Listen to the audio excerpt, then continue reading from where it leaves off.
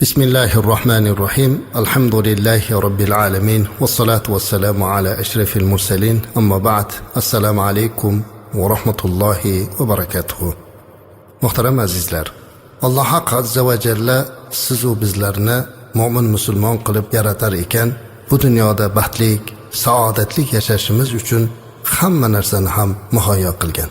Faqat biz azizlar Alloh haq azza va jallaga tavakkul qilib Allohni o'zigagina suyanib yashashni unutib qo'yganligimizdan o'zimiz bilmagan holda ba'zan o'zimizni juda qiynab yuboramiz va alal oqibat men dunyodagi eng baxtiqarolardan birimanmikin deb o'ylanib qolamiz ekan.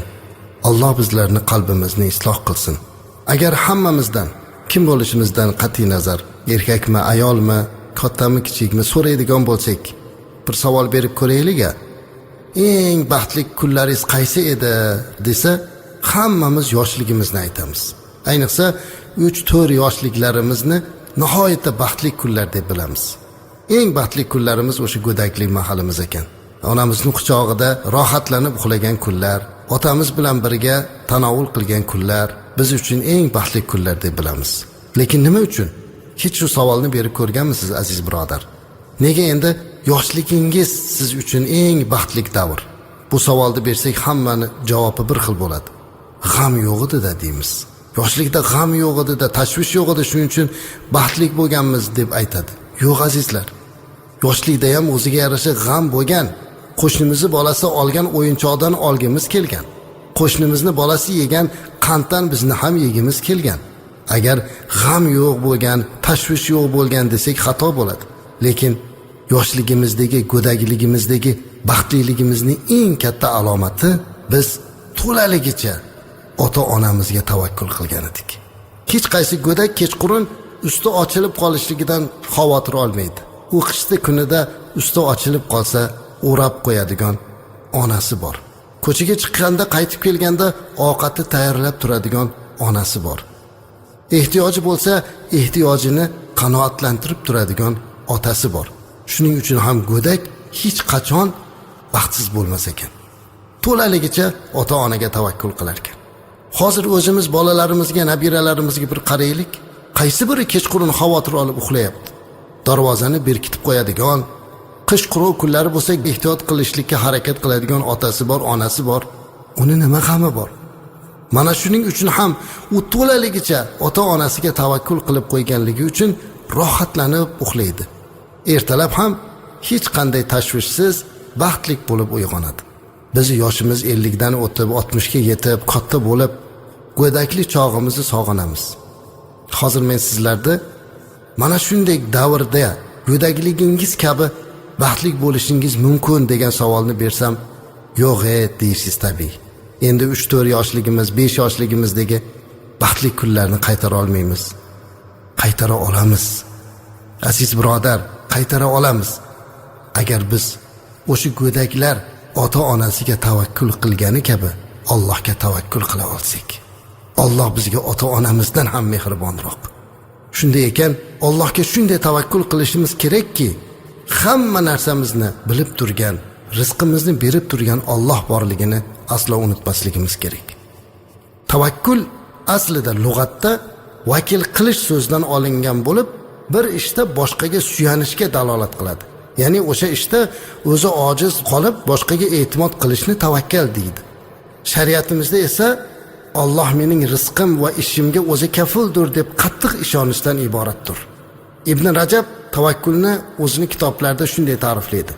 Tavakkul Alloh azza va jallaga dunyo va oxirat ishlarida foydani jalb va zararni daf qilish bo'yicha sidqi dildan suyanishdir.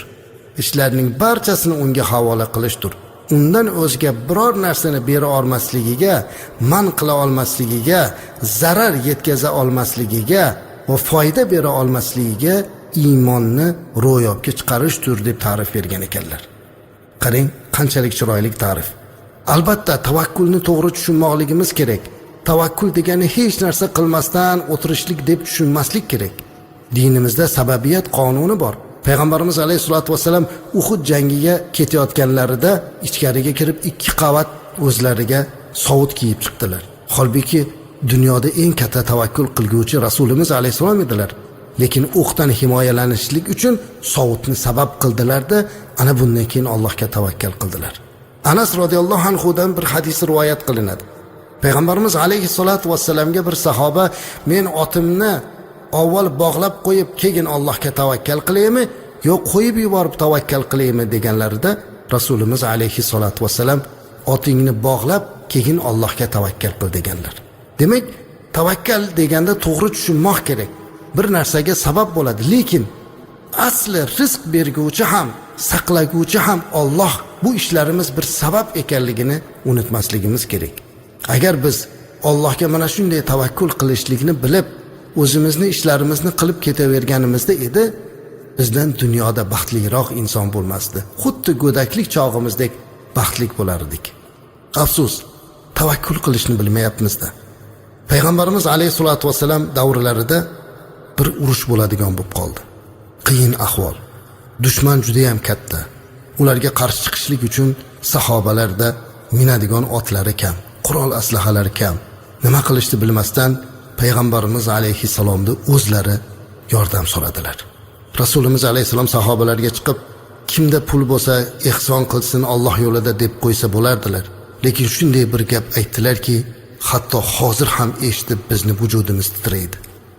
Payg'ambarimiz alayhisalom sahobalarga chiqib, Allohga qarz berib turadiganlar bormi dedilar. Hamma hayron qoldi. Ya'ni Alloh yo'lida qarz beradigan degan ma'no bor. Alloh hech kimga muhtoj emas. Mana shu gapni eshitar ekan, Abdurrahmon ibn Avf radhiyallohu anhu buyuk sahoba Rasulimiz alayhisolatu vasallamning oldiga keldilar.